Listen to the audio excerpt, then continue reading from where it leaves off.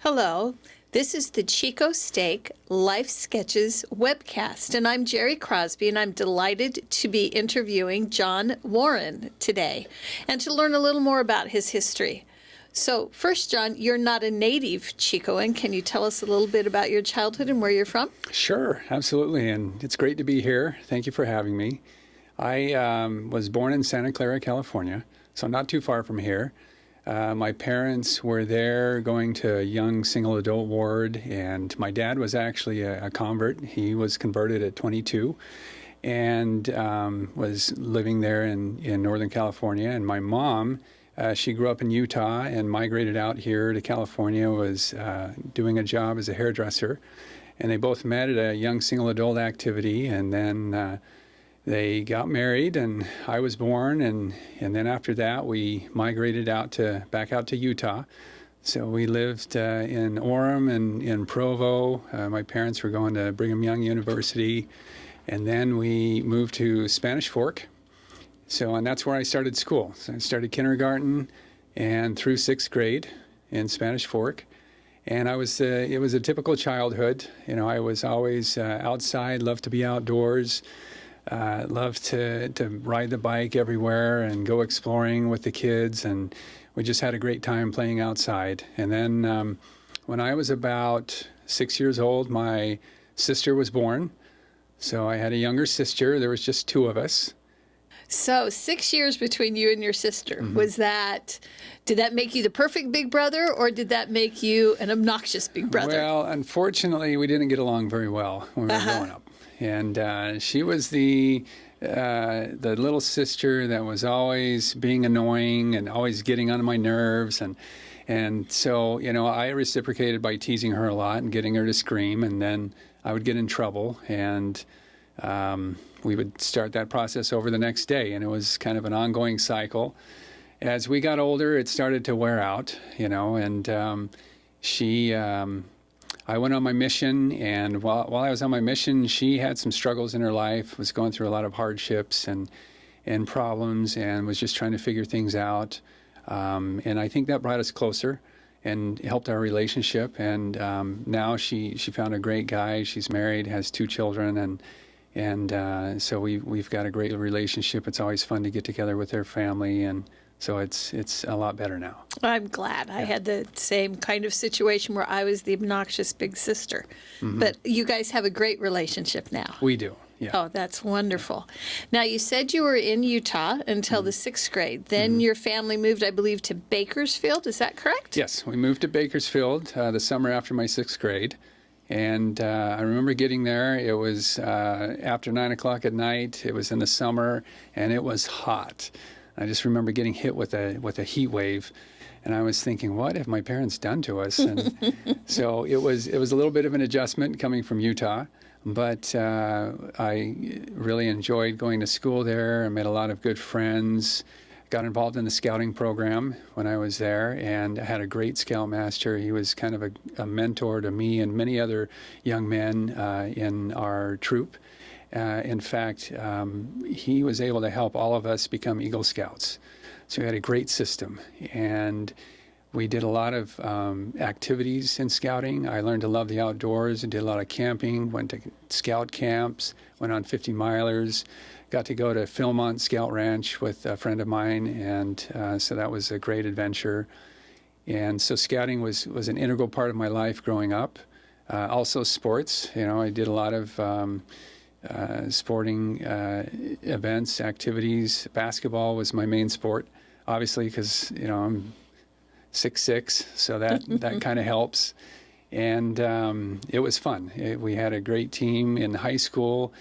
I went to a big high school. There was 4,000 students, so it was Bakersfield High School. I was a driller, which is kind of an unusual name for a mascot, but there's a lot of oil wells out there in Bakersfield, so that's where the name came from. But so, being on the basketball team in Bakersfield with such a large school, that must have been hard. There must have been a lot of competition. Yes, there was a lot of competition. I remember my freshman year when I tried out for the team. I was wondering if I was going to make it. There was a lot of guys trying out, and I ended up making it, and I felt really good, but I felt bad for those that got cut from the team. And then I continued to play through the rest of high school on the varsity basketball team, and we had a great team.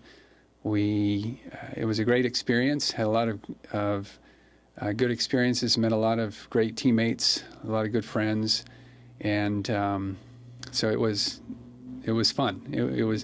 It was a fun sport, but really my true love, the sport that I really loved, was volleyball. And we had a volleyball net set up that we would take out to the park. We'd play all day on Saturday, and a lot of times we would go during the week as much as we could and played out there during the week. We had a group of guys that we played together with. We did a lot of tournaments together and also played indoor volleyball. So that was really the sport that I loved playing. So when you say you were outside and you were in Bakersfield, was this like sand volleyball? Good question. It was mostly grass because we had a park next to us. And a six-man team. It's doubles. Doubles. Yeah. So it was a doubles out on the grass. There were sand courts that we'd go play at, but mostly grass. And then I also did some indoor volleyball as well, six-man indoor volleyball. So anything volleyball I love doing. And how did you get introduced to that? If your school didn't have a team, did they teach you in PE, or did you have a friend introduce you? Well, my dad actually played some volleyball. And he played for the BYU, the B League team back then. It was the A or the B League team, I can't remember. But so he got into volleyball, and he kind of got me to start playing. In fact, he would come out a lot of times and play with us. And I actually played in a tournament with him, a grass doubles tournament. So that was kind of fun to play with him. He was having a hard time keeping up with me, but I let him stick with it. That's wonderful. It's wonderful you got to play with your dad. Yeah, it was. That's really great. So you've talked a little bit about how scouting and sports influenced you, and you just started in on your parents. How did your parents influence your childhood and your character development? Yeah. Well, like I said, my dad was kind of the sports influence because he loved sports. All kinds of sports. He played football in high school and basketball, and so he really would work with me a lot and help me become a great player. I remember him taking me over to the school, and we would shoot together, and he would have me run drills, and there was one drill that he loved doing where he would stand behind me and he'd throw a tennis ball against the wall, and I'd have to catch it. And he always loved missing the wall and hitting me instead of the wall. And he said it was an accident, but I don't know that I believe him. That sounds like a good dad moment. Yeah. And your mom? My mom was the spiritual giant, so she really kept us grounded in the church. Both were active, but my mom was the one that was at home reading scriptures with me in the morning, and was the one, that just taught me the gospel and helped me grow in the gospel and have a love for it and help me develop my testimony. That's great. So I assume that they were anxious for you to go on a mission. Yes. And where did you go on your mission? I went to Haiti, and it was interesting when I first opened my call and I read it. It said, you're going to serve in the Haiti Port-au-Prince mission, and my father thought I said Tahiti, so he got really excited all of a sudden. And he thought, wow, Tahiti, I've never been to Tahiti. And I said, no, Dad, it says Haiti.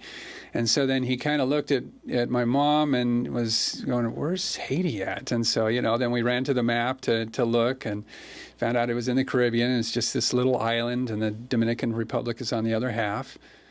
And Haiti was an adventure for me. It's a difficult country. I mean, it Yes. struggles economically. It has struggled politically. How did that affect your mission? Well, it was definitely, it made you appreciate where you live, the country that we live in, the freedoms that we have, the running water, the electricity, all of those things that we take for granted that they don't always have down there. And it was a very poor country. And I remember getting off the plane and just looking around and just seeing how poor it was, and the way people lived. And it was a little bit of a culture shock at first. And then it was also a different language. So I took French in high school, and Haiti speaks French Creole. So it's a modified version of French. They read French, but they speak Creole, Haitian Creole. And so that was a little different. And in the MTC, you go through this, and since I had a background in French, I felt pretty good with the language. And then I got to learn Creole, and that seemed like a really easy language. I thought, okay, that's not a problem. It should be all right when I get to my mission. And I remember getting there, and I couldn't understand a word anybody was telling me. And so it took me a while to get adjusted and really start to understand the language. Well, I think that's pretty common for missionaries. Yes. Now, there was political upheaval while you were there as well, was there not? Yes. Yeah. So towards the end, we had, Haiti had their first elected president, and he came up from poverty. He grew up in a poor background, and over 90% of the people are poor in Haiti. And when he was elected, the wealthy class did not really like that, because they knew that they would probably start losing some of the privileges that they had. And as a result, they had the military go, and there was a coup. So he was exiled. He had to leave the country. And a majority of the people that lived there did not really like that, because that was their president. And they just lost their president, so they were very upset. So I remember we were in our house, and we just got done with the end of the day, and we heard a lot of commotion going on outside, and we didn't know what was happening. And that happens a lot in Haiti. And how many people were in your house? We had 4 missionaries in my house. And so it's not uncommon to have something wild and crazy going on outside. Somebody may have been accused of stealing something, and so they decide to kill him, or somebody, you just never know what's going to happen. Well, this commotion this time seemed a lot more than normal and than usual, and so we talked to a member that was in the area, asked them what was happening, and they told us what exactly was going on. And they told us, you better stay in your house and don't come out until I tell you that it's safe. And so we went, and we had these big wooden doors, and we just locked them up, and not too many windows in our house, thankfully. And we just kind of hunkered down to wait to see what happened. And we found out everything that happened, and so it was a little bit nerve-wracking to go through that experience. How long were you guys sort of sequestered in your home like that? We were in, and I was, at the time I was in an area, out in a rural area, kind of by the coast in southern Haiti. And we were in our houses for about 2 weeks. Wow. And did your neighbors help you with food? And yes, they did. So we didn't have to go out too much. Our neighbors, which most of them were members that were helping us, were great at bringing us food and keeping us up to speed with what was happening. I don't remember how, but we were getting some information from the capital of Haiti, which is where the mission home was. And so we were getting some information about, what they were trying to do. They were trying to get us all back into the capital, because we were spread out all over the country. But they weren't able to do that because a lot of the roads weren't clear yet. So after about 2 weeks, the roads started to become clear, and they were able to come and get us. And they told us to just pack a small bag, bring, some clothes, your scriptures, and try not to bring too many other things, and we'll come back and get those things later after things settle down. So we did that. They came in the middle of the night, picked us up. We went back to the capital, and then we stayed with some other missionaries in a different home, and did some more waiting. That must have been a tense car ride. It was, yeah. It was a little eerie, because you could see fires burning everywhere, and they like to burn tires a lot when they do road blockades, and so you just you were hoping that you could get back okay without any problems. And so you did not end up staying in Haiti, right? Did they have to Right. Yeah. evacuate the missionaries? Yep. And so after about a week, the airline opened up, and or the airport, and we were able to go to different missions. And I remember that day where we were all gathered together at the mission president's home, and he let us know where we were going, and we kind of went all over, And I ended up going to Louisiana. It was October, and I had about 3 months left for my mission. And I got sent to Louisiana with about 3 other missionaries. And we went.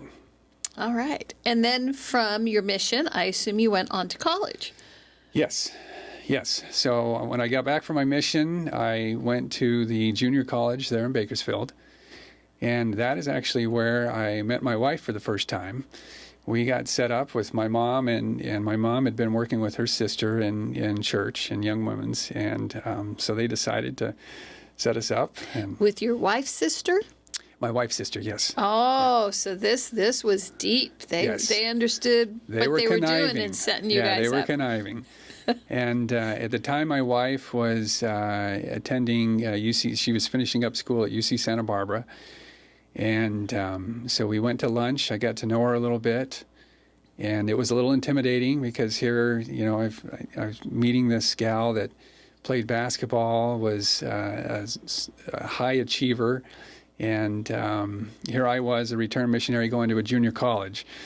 And I thought, I remember thinking to myself, that is a great gal. I would love to find a gal like that to marry, but I just thought she was way out of my league. So I didn't give it too much of a second thought after that.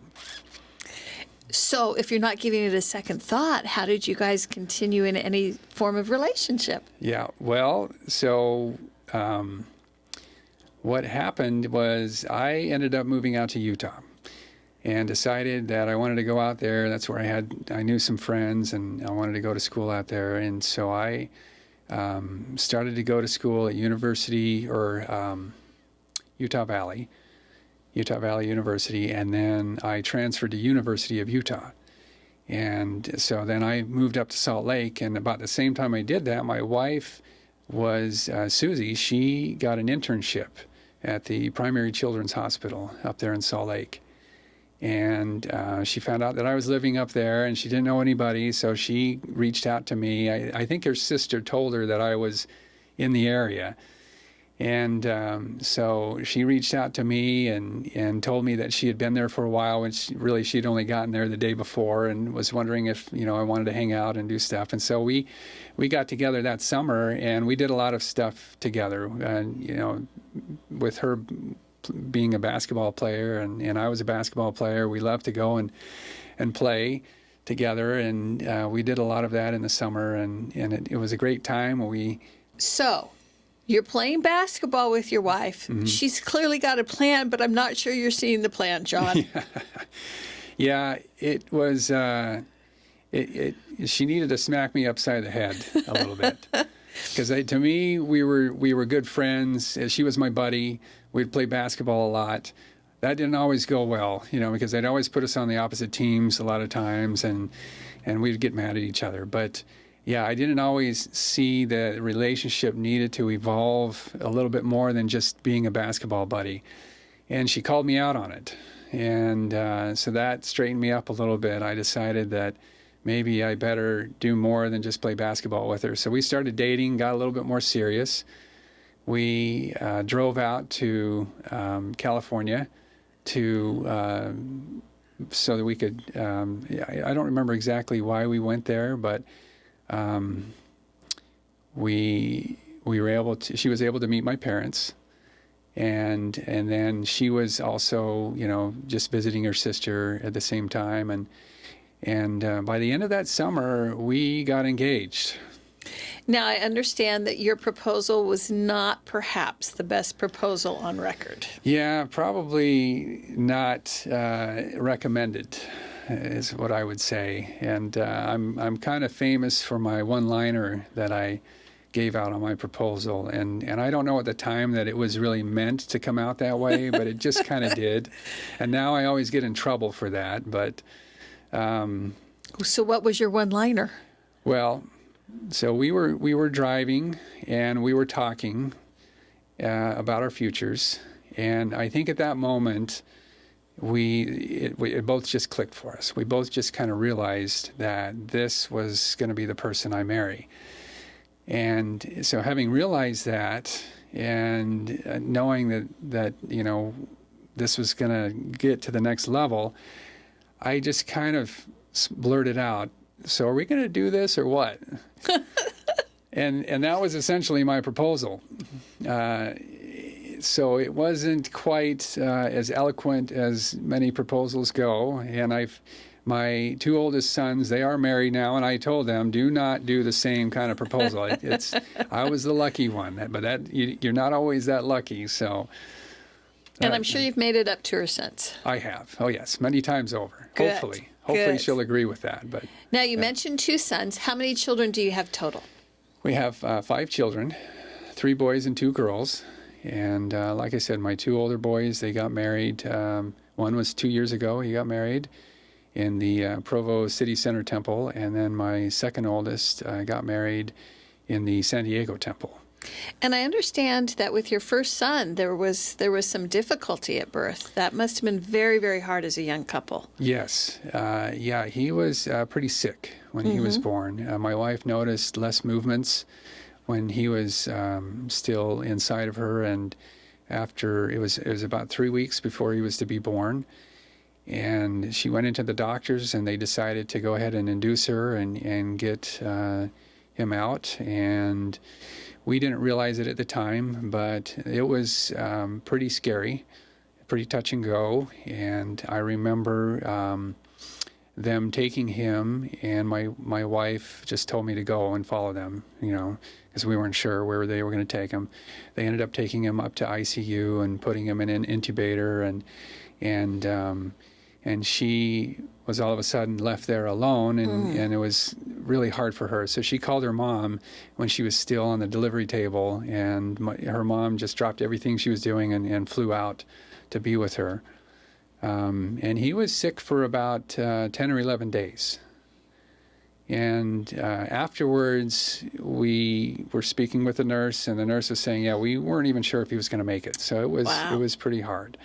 But I remember giving him a blessing while he was in the machine that they had him in, and I just felt at peace. I felt like it was going to work out. Everything was going to be okay. Well, that's the beauty of having the gospel. Yes. Yeah. And so now you've got this family with 3 sons and 2 daughters. And how did you guys keep the family together? What kind of family activities did you enjoy? Yeah, well, we were pretty active. A lot of people think we're crazy. We do a lot of stuff in the summer, and a lot of it is my wife. I have a hard time keeping up with her. But she loves to go out and do things, and we're very active, and our kids are very active. And so, some of the fun things that we did growing up with them was camping activities. We love to take them up to the lakes and go boating, and we... What's your favorite lake to go camping at? Well, when they were younger, we went up to Lake Elsinore a lot. And so we had some friends up there that we would always go camping with, the Vales from Paradise. And their kids were about the same age as ours. And so we would do that. We also went to Bullard's Bar, and we went there with their cousins. So Susie's brother and his family would often meet us, and we'd camp there. And that involved a lot of camping and singing and boating out on the lake. And is boating fishing or is boating skiing? It's it started with skiing, and then it went to wakeboarding, and now it's morphed to surfing. All right. That sounds like a lot of fun. It is. And so the kids, they have a lot of good times. We did a lot of beach trips in the summer too, and so one time we were at the beach and we ran into the Dutzmans from Paradise, and so we spent our week together with them. And that was where we learned how to dig really big holes with shovels on the beach. Stan Dutzman brought a shovel for his grandkids, and he would always dig a big hole. So, I really appreciate him starting that tradition, because after that, my kids always wanted a big hole in the beach, and I always had to do it myself. Oh, no. And, it was a lot of fun. Thanks a lot, Stan. Now, you guys ended up in Paradise, which is a smaller mountain community about 10 miles away from Chico. And in 2018, there was a major event in Paradise, which was a huge fire that became national news and pretty much decimated the city. Can you tell us a little bit about your experience that morning and how you got your family out safely? Sure. So the morning of the fire, I was at a board meeting for the Rotary Club, and we were at a diner. And about halfway through the meeting, people's phones started to go off. And somebody mentioned that there was a fire. And you know, if you lived in Paradise, we've been evacuated a lot of times, and so you realize that there is a fire risk, and it happens. And so, you know, you're thinking to yourself, oh, you know, maybe we have to do another evacuation. So we're trying to figure out where the fire is at, and we realized that the fire was starting to get pretty close to the north side of the town. And so we stopped the meeting. We decided that we better end the meeting, and we better head home and figure out what's going on. And so I got in my car and I called my wife to see where she was at. And she had just gotten back from a walk. She was outside walking the dog and noticed that the clouds above Paradise were getting really black and really dark. And she was starting to talk to her friends, and her friends were starting to tell her, hey, look, there's some fire. It's coming into the north side of town. You probably want to evacuate. And so my wife, being she had worked in the schools and volunteered and everything, and having that background, was thinking, well, maybe we should send our kids to school first so that they get the attendance credit. And then if we need to pick them up later, we can do that. And I told her, no, I think that would be better for us to just get out of town, and we won't worry about the attendance. Well, I come to find out that our youngest daughter was already at school. And so I told my wife, go ahead and take care of what we need to do at the house and get our kids rounded up. And we had another family of kids that were staying with us at the time. So a lot of kids. We had a lot of kids, made sure we got them all rounded up, plus the dog, plus anything else we wanted to get out of the house. And then I ran over to the school and picked up my daughter, and then I circled back over to my office and pulled some computers, and I had some of my associates who were there, and we kind of came up with a game plan and got them out and got my stuff, and then we started to head out of town. And by this time, did you realize how monstrous this fire was and how fast-moving it was? Yeah, because we were starting to hear more news. We were starting to hear more news from people and realizing that, you know, it was coming more into town. The winds were starting to pick up. And my office was on the southwest side of town. And so you could start seeing the clouds. You could start seeing, you couldn't see the flames yet, not until we started to get out of town.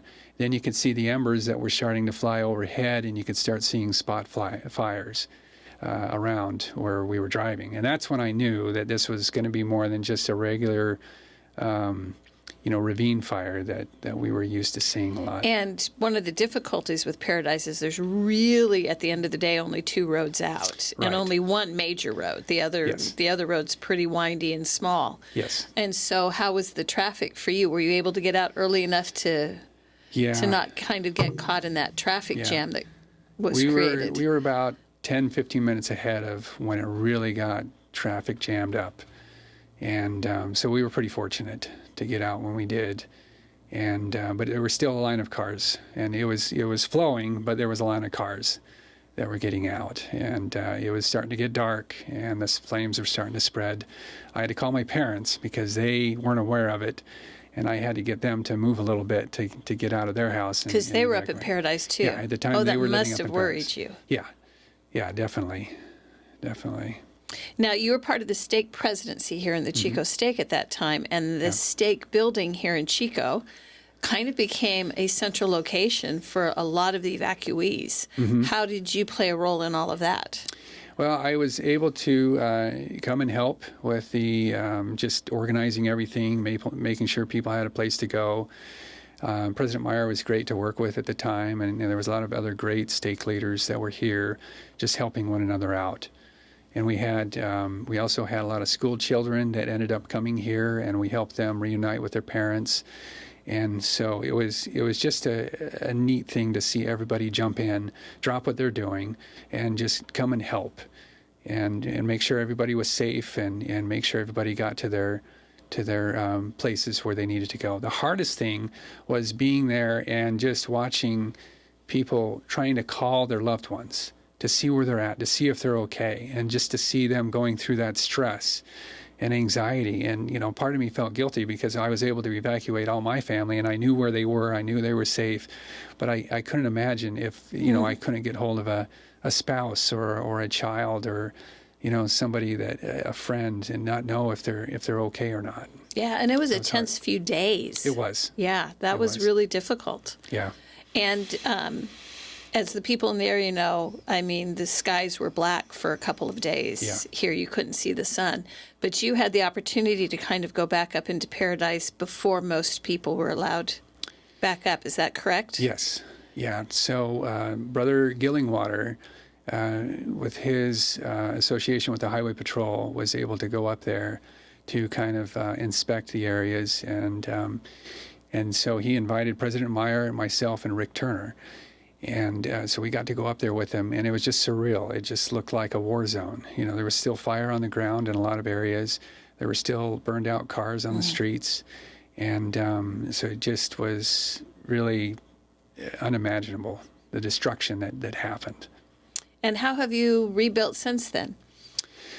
Well, we were able to find a place here in Chico, and prior to that, we were kind of all over the place. So right after the fire, some friends of ours offered their place. They had a house that was vacant in Yuba City, and we lived there for about 6 months and went back and forth here to Chico. Our kids were still going to high school in Paradise and doing all that. And so we did that for a while. We then decided to move back up to our house because we didn't lose our house. And that was hard too. But we didn't lose our house. It was safe, so we moved back, and we lived in it for a couple of months. And then we just decided that this wasn't the best option for us. We needed to do something different. And it was a hard decision, but we decided to move down here to Chico. And so we were able to sell our house, and we bought a house here in Chico, and we settled in down here. Our kids were able to finish school down here, and we did what we thought was best for the family, and through a lot of prayer and just asking Heavenly Father to help us through the process. Well, it was a huge curveball. Yes. Nobody could have planned for it, and nobody really had a clear path afterwards. Right. So I'm glad your family was able to resettle. Thanks. Yeah. Yeah. So, being in a stake presidency, what other church colleagues have you had, and how have those helped you?